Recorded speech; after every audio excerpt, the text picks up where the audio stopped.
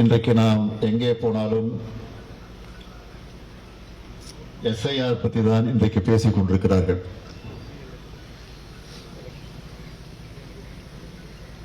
ஆக அதை பேசாமல் இருக்க முடியாத ஒரு சூழ்நிலையும் ஏற்பட்டிருக்கிறது. மக்கள் ஒவ்வொருத்தருக்கும்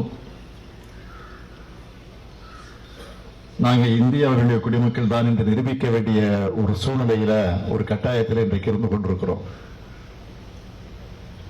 காரணம், தேர்தல் ஆணையம் அப்படிப்பட்ட ஒரு பெரும் சுமையை நம் மீது சுமத்தி இருக்கிறது. மக்களுடைய வாக்குரிமையை பறிபோகக்கூடிய அளவுக்கு ஒரு சூழ்நிலை ஏற்பட்டிருக்கிறது. இதை உருவாக்கியவர்கள் யார் என்பது உங்களுக்கு நன்றாக தெரியும். ஒன்றியத்தில் ஆண்டு கொண்டிருக்கக்கூடிய ஆட்சியாளர்கள் இதை உருவாக்கி இருக்கிறார்கள். எப்படி பல்வேறு விசாரணை அமைப்புகளை வச்சு பல்வேறு மாநிலத்தில் இருக்கக்கூடிய ஆட்சிகளுக்கு இன்னல்களையும் துன்பங்களையும் தந்து கொண்டிருக்கிறதோ, அதேபோல் இன்றைக்கு தேர்தல் ஆணையத்தையும் பயன்படுத்தி அப்படி ஒரு சூழ்நிலையை இன்றைக்கு அவர்கள் ஏற்படுத்தி இருக்கிறார்கள். ஏற்கனவே நீங்கள் தொலைக்காட்சிகளில் பத்திரிகைகளில் பார்த்திருப்பீர்கள், படித்திருப்பீர்கள். நாடாளுமன்றத்தினுடைய எதிர்க்கட்சி தலைவராக இருக்கக்கூடிய காங்கிரஸ் பேரியக்கத்தினுடைய இளம் தலைவராக வழங்கிக் கொண்டிருக்கக்கூடிய நம்முடைய அருமை சகோதரர் ராகுல் காந்தி அவர்கள் வெளிப்படையாகவே வாக்கு திருட்டை பற்றி பல்வேறு குற்றச்சாட்டுக்களை எடுத்து வைப்பது மட்டுமல்ல, ஆதாரங்களோடு அதை சுட்டிக்காட்டி அதையெல்லாம் இன்றைக்கு வெளிப்படுத்திக் கொண்டிருக்கிறார். ஆக நான் உங்களை எல்லாம் கேட்டுக்கொள்ள விரும்புவது, தமிழ்நாட்டை பொறுத்தவரையில் உண்மையான வாக்காளர்கள் ஒருத்தரும் வாக்காளர் பட்டியலிருந்து விடுபட்டு விடக்கூடாது என்பதற்காகத்தான் இன்றைக்கு திராவிட முன்னேற்ற கழகம் நீதிமன்றத்திற்கு சென்றிருக்கிறோம். மக்கள் மன்றத்திலும் இன்றைக்கு விளக்கிக் கொண்டிருக்கிறோம். ஏற்கனவே திராவிட முன்னேற்ற கழகத்தின் சார்பில் கடந்த அக்டோபர் 27ஆம் தேதி நம்முடைய தோழமை கட்சிகளாக இருக்கக்கூடிய கூட்டணி கட்சி தலைவர்களை எல்லாம் அழைத்து இது சம்பந்தமாக ஒரு கூட்டத்தை நடத்தி பல்வேறு ஆலோசனைகள் வழங்கப்பட்டு, அதைத் தொடர்ந்து நவம்பர் 2ஆம் தேதி தமிழ்நாட்டில் இருக்கக்கூடிய அனைத்து கட்சிகள் கூட்டம், கட்சி பாகுபாடின்றி எந்த கட்சியாக இருந்தாலும், பதிவு செய்யப்பட்டிருக்கக்கூடிய எந்த கட்சியாக இருந்தாலும், அது நமக்கு எதிர்கட்சியாக இருந்தாலும் சரி, நம்ம விமர்சிக்கக்கூடிய கட்சிகளாக இருந்தாலும் சரி, எந்த கட்சிகளாக இருந்தாலும் பார்க்காமல் அத்தனை கட்சிகளுக்கு அழைப்பு விடுத்தோம். ஆக அந்த கூட்டத்தையும் கூட்டினோம். அதில் பல தீர்மானங்களை நிறைவேற்றியிருக்கிறோம். அந்த அடிப்படையில் தான் நாம் நீதிமன்றத்திற்கு சென்றிருக்கிறோம்.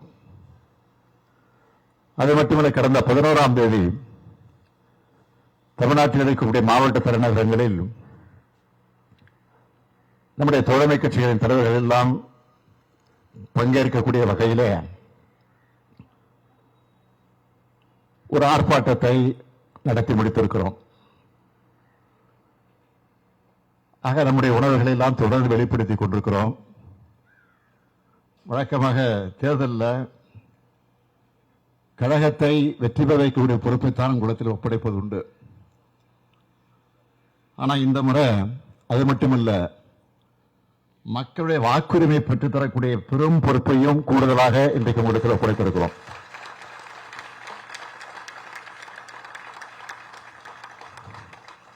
அதுவும் குளத்தை தொகுதி இருக்கக்கூடிய உங்களிடத்தில், குளத்தை தொகுதியில செயல் வீரராக விளங்கிக் கொண்டிருக்கக்கூடிய உங்களிடத்தில்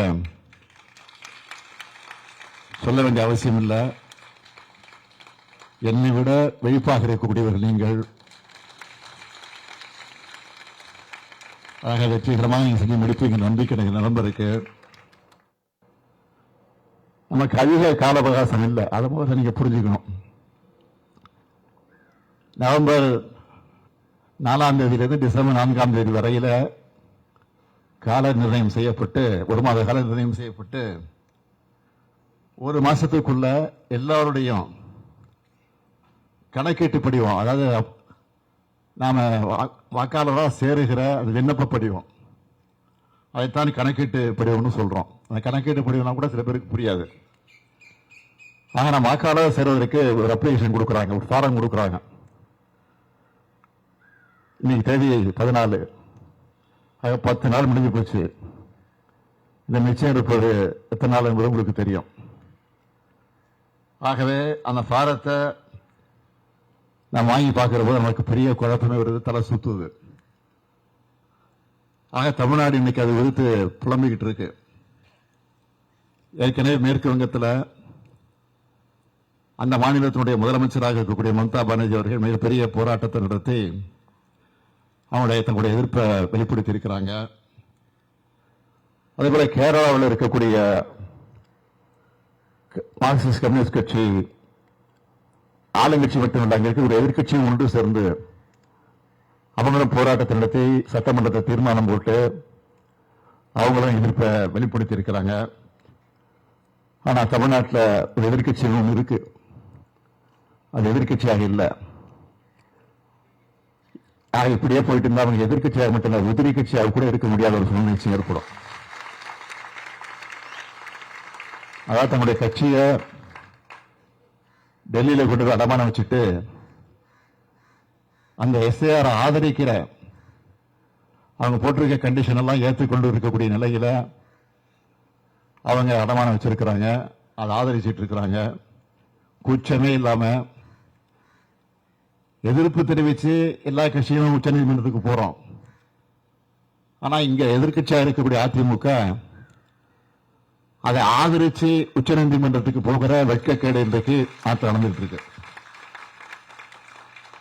மக்களை சந்திக்க அவங்களுக்கு தெம்பு இல்லை, அதனாலதான் இந்த குறுக்கு வழியை நாடி இருக்கிறாங்க. ஆக இப்படிப்பட்ட நிலையில உங்களை எல்லாம் நான் கேட்டுக்கொள்ள விரும்புவது, தொகுதி முழுக்க ஒரு பூத்து விடாம சுற்றி சூழணும். அந்த கணக்கீட்டு படிவங்கள் நிரப்ப மக்களுக்கு நாமெல்லாம் உதவியாக இருக்கணும். தேர்தல் ஆணையம் நியமிச்சிருக்கக்கூடிய பிஎல்ஓக்கும் மக்களுக்கும் இடையில நம்ம BLA 2 தான் துணை நிற்கணும், உதவி பண்ணணும், ஆலோசனைகளை வழங்கணும். அதை பூர்த்தி செய்வதற்கான எல்லா வகையிலும் நீங்கள் துணை நிற்கணும் என்று நான் உங்களை எல்லாம் இந்த நேரத்தில் கேட்டுக்கிறேன்.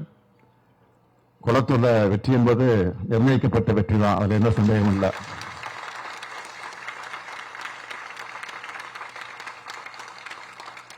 இந்த பணியை பொறுத்தவரைக்கும் நான் வெற்றி பெறுவது என்பது எனக்கு இருக்க எண்ணத்தை விட உங்களுக்கு தான் அதிகமான.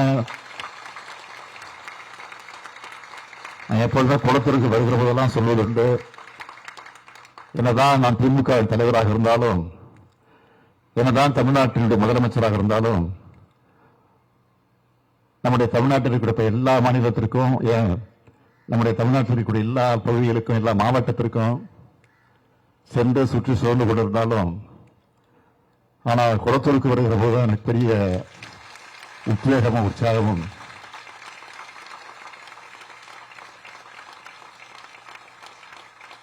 வழங்கக்கூடிய வகையில் நீங்க வரவேற்பு தந்துகிட்டு இருக்கிறீங்க. தொடர்ந்து 10 நாளைக்கு 15 நாளைக்கு ஒரு முறை 2 முறை நானும் தொடர்ந்து வந்துகிட்டு இருக்கிறேன்.